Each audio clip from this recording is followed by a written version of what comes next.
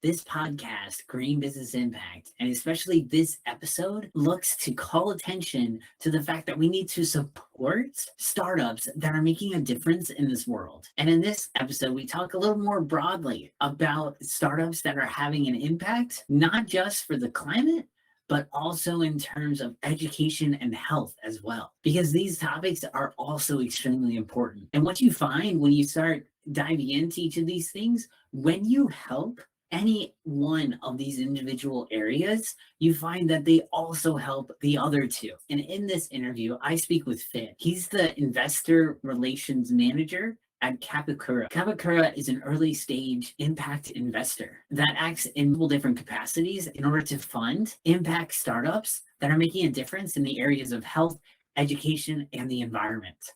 However, they are doing way more than just investing in startups. So make sure you stick around through this entire interview to see exactly how they're transforming startups in Germany. All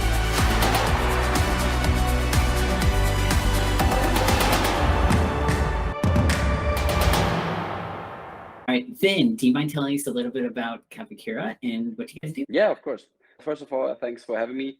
And while we're already at it, you're actually my first podcast or interview appearance I have. Thanks for giving me the opportunity to tell you a little bit more about myself and also about what we do at Capacura. So we're an early stage impact investor, and we focus on the issue areas of health, education, and the environment. And our mission is first to invest more capital into those areas because those are, especially in early stage, still underfunded. And secondly, we want to democratize impact investing. So that means we are enabling everyone to participate in the economic success of our portfolio companies. We believe more capital should be employed in those areas, but it should not only be reserved to people who have the financial means, like classical business angels, but open up more people invest their money in a sustainable startup than just putting it in Amazon stocks or some Tesla stocks. Definitely. With the different parts of impact that you mentioned earlier, do you have a couple of examples that you can give us for each of those? Yeah, of course. I think what is quite important in the beginning is the question, what is impact investing or what does that actually mean? And there's quite a distinction between impact investing and ESG investing. Actually, there are quite some actors in the venture capital space who use both of those concepts in the same sentence, where we sometimes think, I don't know, it's not really right, I think, to put them in the same category, because ESG investing normally focuses on doing less harm,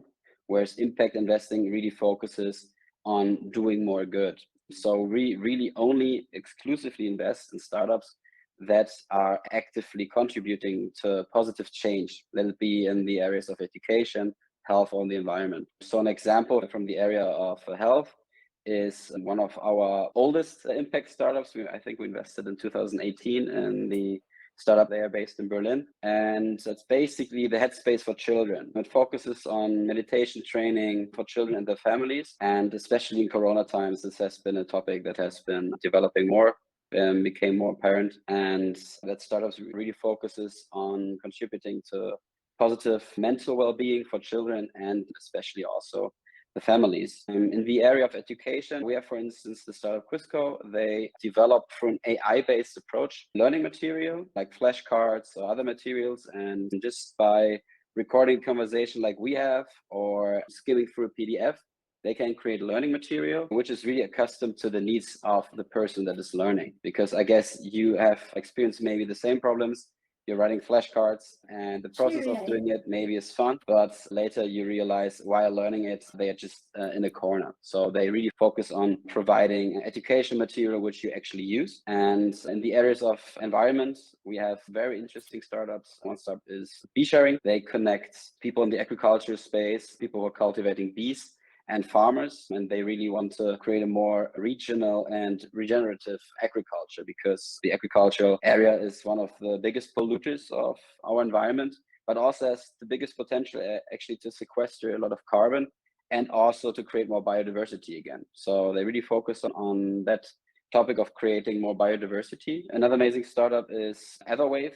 They focus on cleaning up our rivers from garbage waste, and their business model actually includes, you give me €1, and they take basically 1 euro, 1 kilogram worth of plastic or garbage out of the ocean. So it's quite an easy business model, and they really focus on B2B. They work together with big companies such as MasterCard or Grohe, for instance. Another amazing startup is Evie. They created an app which helps you to track your own CO2 footprint. They also focus on the B2B space.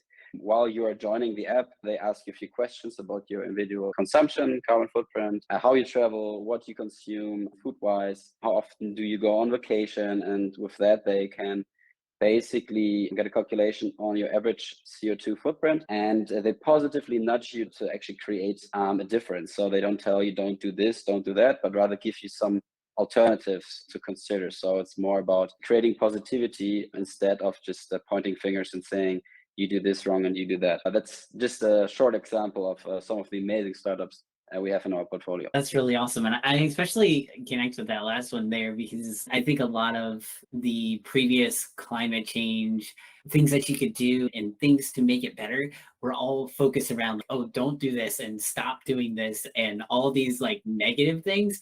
And people saw that as, oh man, it created a lot of negative emotions, because it's this negative, it just takes away from people's, the way they're living, the way they're living their life. They have to change these behaviors that they don't want to do. And it makes it so difficult to see that change, because you might get the radicals or the believers to go and change because they really believe in this stuff.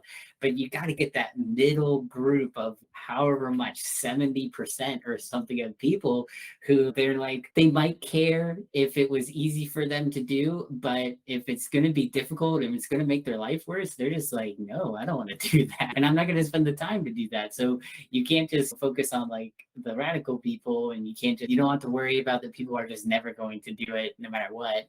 But you got to focus on a huge percentage of people in the middle who might be swayed if it was just easy enough and just an easy enough choice, and it didn't like negatively impact them so drastically. But a lot of the suggestions of what to do before were just, oh, stop doing this, stop doing that, stop doing this. And yes, we need to change your life, but there's also like really great ways to substitute and do things that they don't have such a negative impact. They can also have a very positive impact for ourselves, positive impact on the environment, on our wallets. Like it can be positive all around. Definitely. I love that last one. Yeah, I also think we definitely all need to change the way we consume, but also the way we invest money, because I think that's even the more pressing issue. And it's always a way of communicating it. And I think through positivity and telling you how you can change in a positive way, and maybe it has benefits for your own health, the people who are surrounding you. You meet people at a different ground. And I always think conflict in itself is a good thing, but it really depends how you come up and open up the place for discussion. By focusing rather on that approach, I think in general, we can all meet up in the middle instead of just creating more frontiers and differences. Definitely, I agree completely. And I'd like to ask this question just by you. How did you end up here with Capacura? Yeah, I sometimes ask myself that question because it's a quite good one. I don't have a financial background, and we are investing in startups, which normally, more classically, you do with a financial background. I originally come from the area of international relations. So focusing on the interconnectedness between politics, economics, law, but also society and culture. And I got very much interested in the debates about food security and food sovereignty. So how can we give enough food in a sustainable way to enough people in the years to come without destroying our planet or actually vitalizing it through the means of regenerative agriculture? After my bachelor's, which I did in the Netherlands, I started my master's in Sweden. I'm focusing on rural development and management of natural resources. So we had, of course, a focus on rural areas, also primarily in the global, but we also talked about areas within the EU, because also there we have a heavy migration from rural areas to the urban areas. So how can you strengthen the economy through different means of entrepreneurship? Primarily it is in the areas of agriculture, because rural areas are dominated by that. And there I got in touch with an own idea to create my own impact startup. Basically was focusing on reducing food waste from food and beverage companies and to connect them with farmers, because often they are still quite rich in nutrients. And I was involved in an accelerator for various months, but then realized that I was completely on my own and didn't find the right people to start the idea with or to actually start the startup. And it was also towards the end of my master's. So I had a lot to do writing my thesis and working on the idea. And then I actually literally stumbled across the podcast from where our CEO was a guest speaker. And I was just thinking that sounds pretty interesting, the mission of Capacura. And I just reached out via LinkedIn, texted him saying, what you're doing, I think is pretty amazing. I love the idea of investing in impact startups while democratizing impact investing or investing in general, because more people should have access and deploy their money in a sustainable way. And I didn't see myself completely in the area of development work, but also not the entrepreneurship, since I did that for 6 months and I was also involved in another project. And for me, that was the perfect middle ground. And out of a text just came around 1 month later, I got a job offer and then moved back to Germany after living 5 years abroad. And I also think the development with Corona and everything, I didn't see my family and friends for quite some time, also played a bit in that decision that I wanted to come back to Germany and start a new adventure. I've been doing that since October, so it has been almost 10 months, and it has been an amazing and interesting ride. A lot of ups, some downs, of course, along the way, but I do it with amazing people. We have amazing idea, and I think that's also the most important part in what I want to do with my life. I want to do it with people I feel connected to, and I want to have the feeling, at least in my perception, that I'm contributing to something positive for the people surrounding me or the planet. Definitely. And since you come from this regenerative farming background, I wanted to ask you a question, because I was actually interviewing a company called Carbon Book yesterday, and they were talking a lot about indoor farming and the future of that space, and also talking about how indoor farms can have a significantly more of a carbon footprint than outdoor ag. And she was mentioning like up to 10 times as large of a carbon footprint. I just would love to hear your perspective on what do you think about the future of indoor ag and your background in regenerative agriculture as well. First of all, I wouldn't say I am an expert in regenerative agriculture, anything alike. That's fine. I just really got interested into that area because I was involved in a permaculture project myself in university. And then I was writing my thesis actually focusing on regenerative agriculture and the people who are doing regenerative agriculture. And I was focusing on their relationships towards nature and the other elements in nature. So I was more focusing on that subjective experience and the relationships you have towards the elements of nature, let it be animals, the landscape, or of course, but while doing that, I, of course, got more and more into that idea. So I stumbled across the concept of holistic grazing as well, which is by the Savory Institute, quite a famous talk actually, which focuses on the importance or actually the benefit of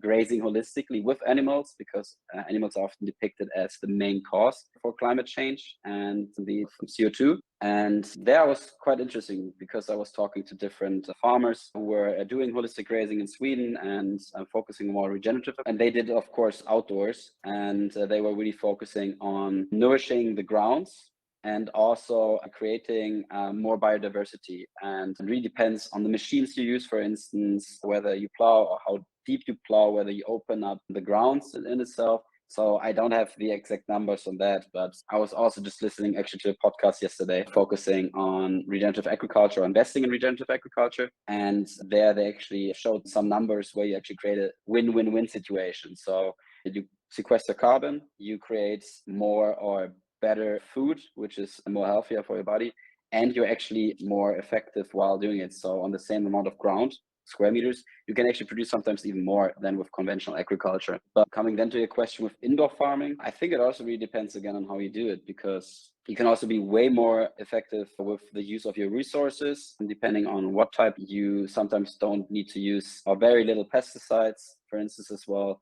You can use less water and reuse it, and you can do agriculture on places where you normally couldn't do it. They even do it in places in Iceland. The Netherlands is one of the biggest exporters of agriculture product. Given the size of the country, you would not imagine it, but they do a lot of greenhouse or farming in greenhouses. So I really think it's a mix of those two. And in my opinion, also what I was thinking or writing about in my thesis is we of course need to change our relationship towards our surrounding and the environment. But it doesn't mean that we completely neglect the merits of technology or AI-based solutions, because we can use technology for the benefit of our environment and connect those two. And so then I think especially with indoor farming, it has a lot of benefits as well, using technology to be more effective in the use of your resources. Yeah, definitely. No, I can't agree more. And plus, ag tech is this huge field that is booming right now. There's so much going into that, both in outdoor ag and indoor ag. And there's so much going on in that space. It's an very exciting time, especially because we're reaching the point we're going up to 9 billion people eventually. We need to be able to feed 9 billion mouths. So it's one of those things where agriculture is what's going to feed those mouths. And so we have to find ways in order to do so more sustainably for the future, because we already have all the arable land basically on the planet is already either being used or is being taken up by cities and all sorts of other stuff. So we need to be able to use what we have more efficiently.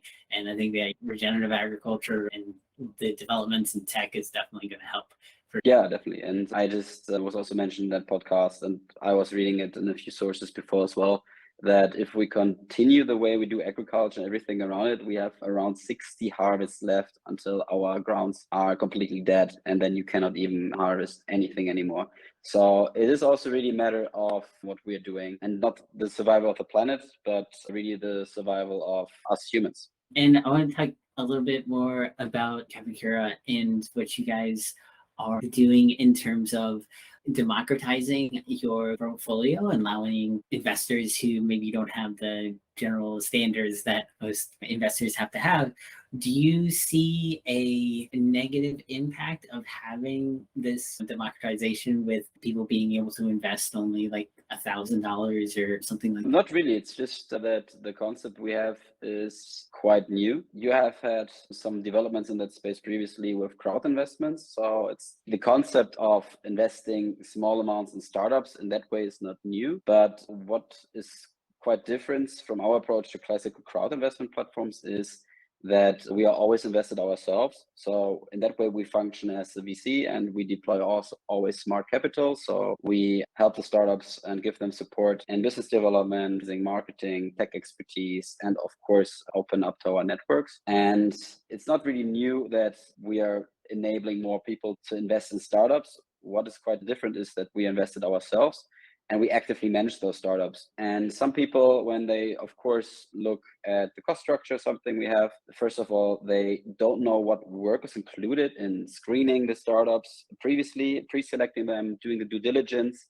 and then also actively managing. So for a lot, it's just, okay, you just have some startups on your platform. I would like to invest in those. And some people have not really had the access yet to startup investments. You have to do a lot of groundwork on actually what does it mean to invest through Capacura, because all the investors who invest into our portfolio companies, they get profit participation rights. And so they participate in the economic success of the startups, but they don't actually own the shares. The great advantage of that model is for startups that the cap table is kept clean.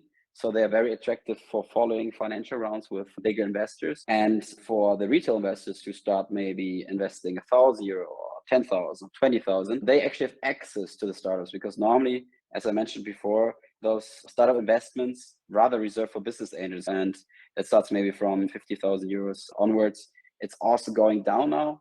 But with us, we have from the 20-year-old student, or maybe who just started her first employment and wants to invest sustainably, to a business angel who doesn't have maybe the time, the finances for that startup, or the know-how to support the startup. The person wants to invest in that startup, and the person can do it through us.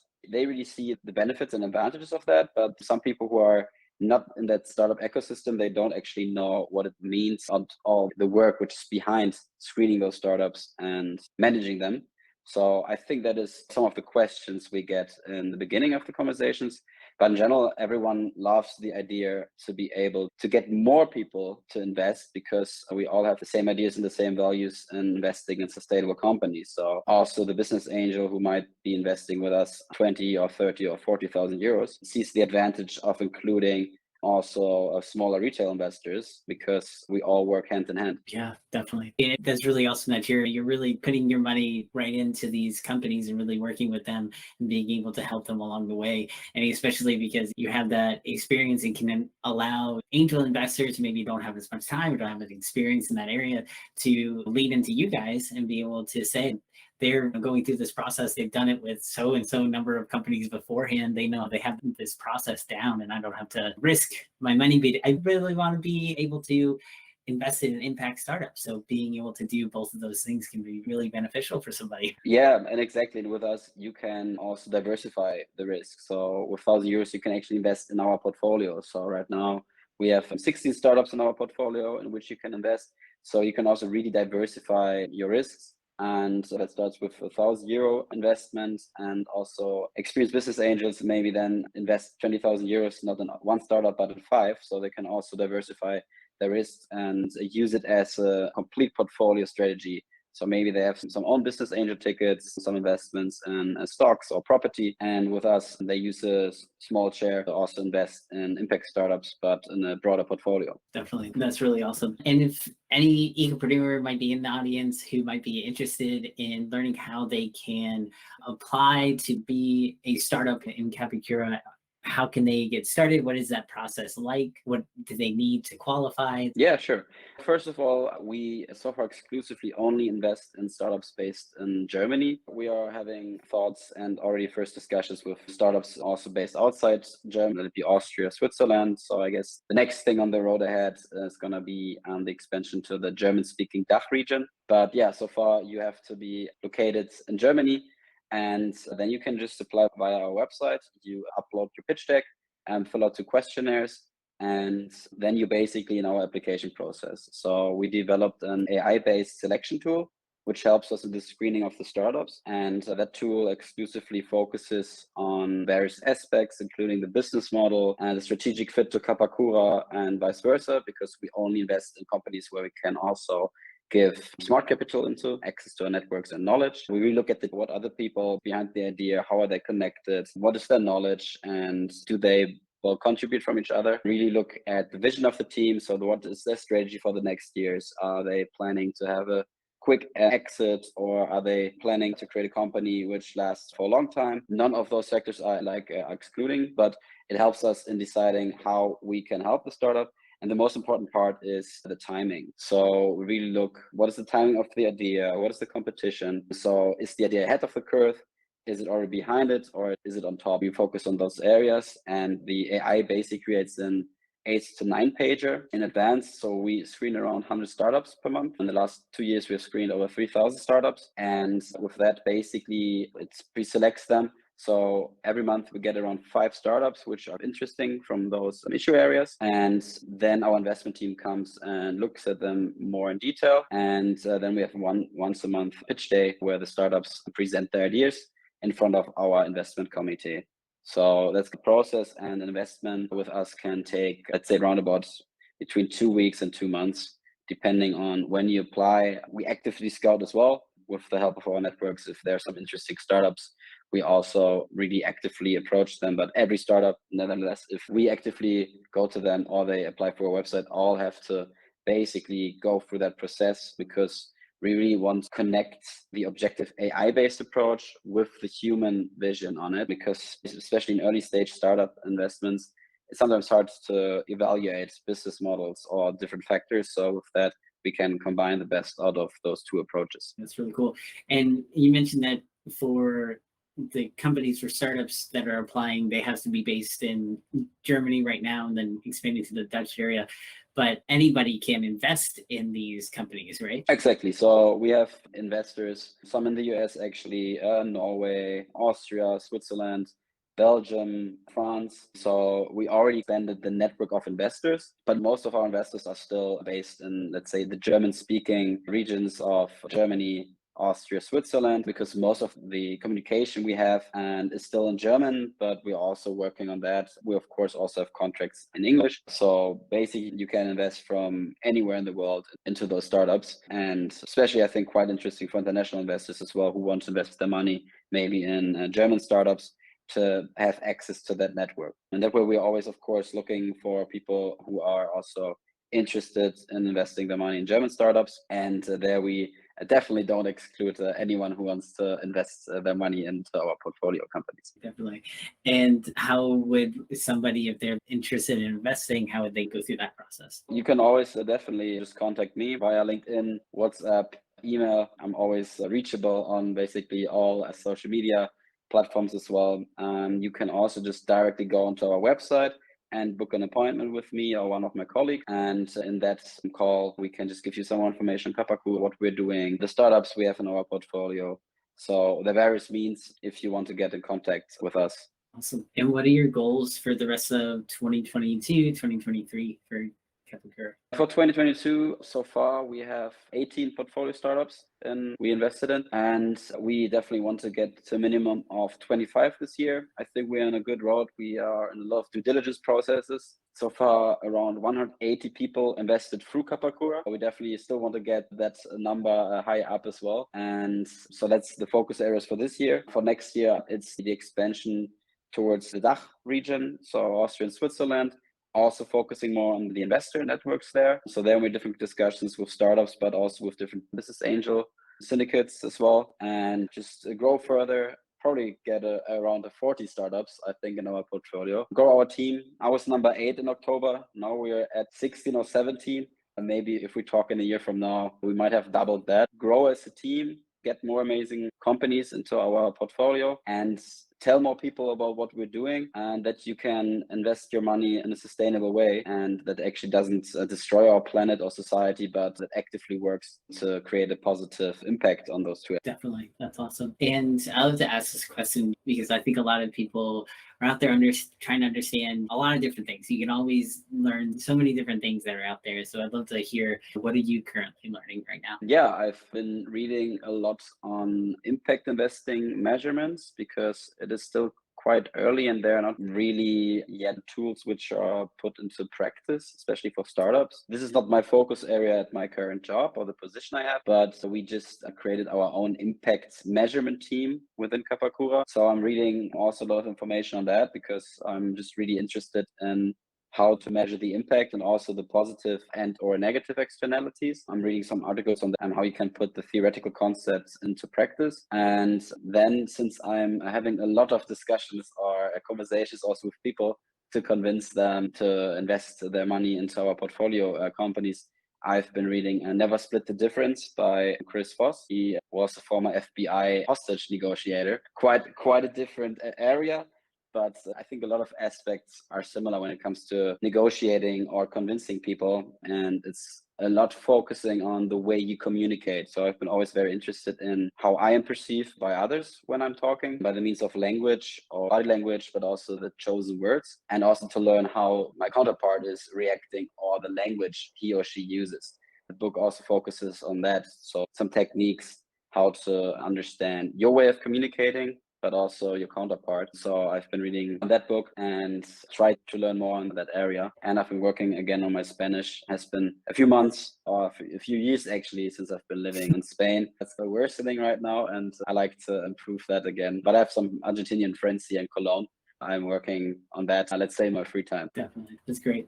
Yeah. And I think that's really awesome how you're reading about the FBI negotiator who is able to do that communication, because there's so many things that we say subtly, and then also with our body language that we say, that it can completely change a conversation or make things go completely differently just based on very subtle things that you say. So I'm sure that book has a plethora of examples of that. Oh yeah, definitely. It's also a way of active listening. Are you actually listening to what the other person is saying to you, or are you just like skimming through some words and then saying, yeah, okay, but you want to put your agenda first? And I think that comes back to the example of Evie, where it's about how do you communicate and through which means. And I think that's a thing you need everywhere. Let it be your personal relationships to your friends, family, your partner.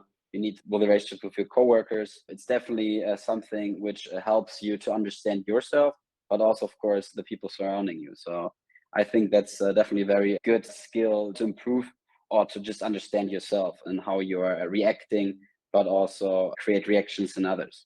Definitely. And it applies to everybody, no matter what you're trying to do, no matter what your occupation, whether you've got a business you're trying to run, whether you have a job or you're an employee somewhere, like the way you communicate with people is so important, and it impacts so many things and so many choices and so many decisions throughout your life. So being able to do that effectively is really important.